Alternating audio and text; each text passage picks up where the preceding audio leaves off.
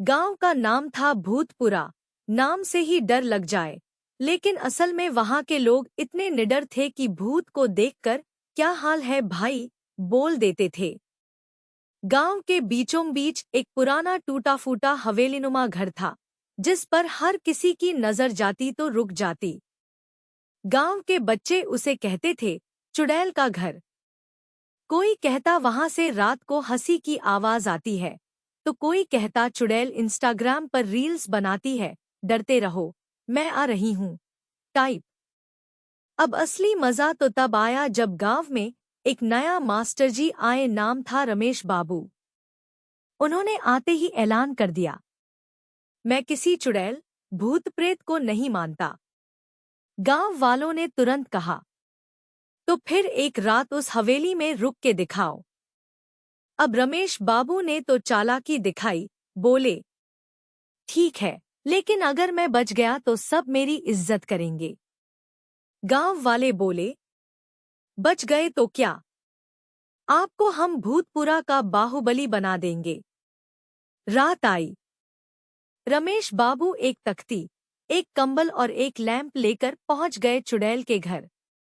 अंदर घुसते ही उन्होंने जोर से कहा, अगर कोई आत्मा है तो सामने आओ। तभी पीछे से एक आवाज आई, आ गई हूं बेटा, अब क्या करेगा। रमेश बाबू की तो सांस ऊपर नीचे, लेकिन उन्होंने सोचा कोई मजाक कर रहा है। तभी सामने आई एक महिला, बिखरे बाल, सफेद साड़ी और हाथ में चाय का कप। चाय का कप। अरे भैया, डर क्यों रहे हो? मैं तो शांति बाई हूं, इस घर की पुरानी मालकिन। मरने के बाद भी आराम नहीं मिलता, रोज कोई न कोई डरने आ जाता है, मेरी नींद खराब हो जाती है। रमेश बाबू बोले, आप चुड़ैल हैं? हाँ बेटा, लेकिन फुल टाइम नहीं, बस पार्ट टाइम। बाकी समय में मैं भूतों का ट्यूशन चलाती हूँ। ट्यूशन? हाँ, आजकल भूत भी अपडेटेड होना चाहते हैं। कैसे डराना है, रील्स कैसे बनानी है, इंसान के मोबाइल में घुसना कैसे है, सब सिखाती हूँ। रमेश बाबू का दिमाग चकराया। तभी एक दरवाजा खुला और अंदर से आवाज आई, शांति दीदी, मेरा वाईफाई फिर से नहीं चल रहा। शांति बाई बोली, अरे भूतनाथ, बार बार कहा है भूतिया नेटवर्क यूज करो। अब रमेश बाबू पूरी तरह से हक्का बक्का थे। उन्होंने डर तो छोड़ दिया, लेकिन अब जिज्ञासा जाग गई। बोले, क्या मैं भी आपकी क्लास में आ सकता हूँ?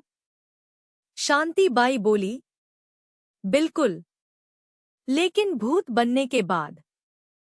रमेश बाबू ने तुरंत कहा, ननन ही रहने दीजिए।